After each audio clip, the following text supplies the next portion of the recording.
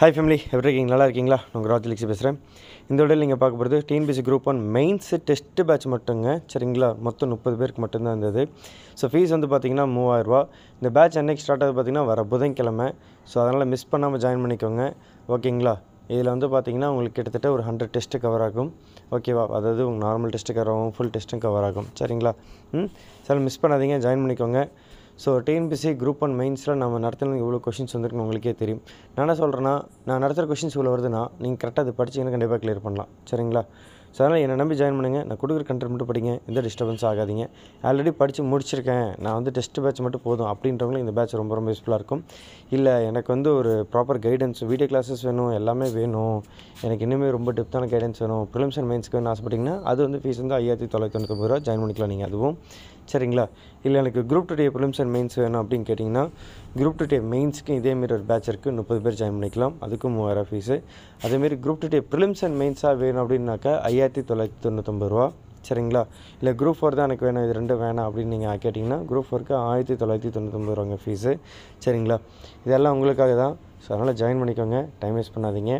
ஓகேவா?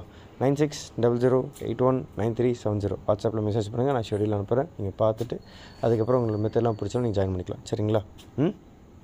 Individual guidance தாங்க. எந்த டவுட்னாலும் எப்போனாலும் நீங்கள் கேட்கலாம். ஆனால் வாட்ஸ்அப்பில் ஆடியோ மெசேஜ், டெக்ஸ்ட் மெசேஜ் மட்டும் பண்ணால் போதும். கண்டிப்பாக நான் உங்களுக்கு ரிப்ளை பண்ணுவேன். கூச்சப்படாமல் டவுட்டு கேட்டு படிங்க, அவ்வளோதான். நீங்கள் வந்து எனக்கு அறிவாளியாக இருக்கணும், முட்டாளாக இருக்கணும், எப்படி வேணா இருங்க, அதெல்லாம் எனக்கு பிரச்சனையே கிடையாது. ஆனால் என்கிட்ட ஜாயின் பண்ணிட்டீங்கன்னா நான் கொடுக்குற கண்டென்ட்டை கரெக்டாக படிக்கணும், டைமுக்கு படிக்கணும்.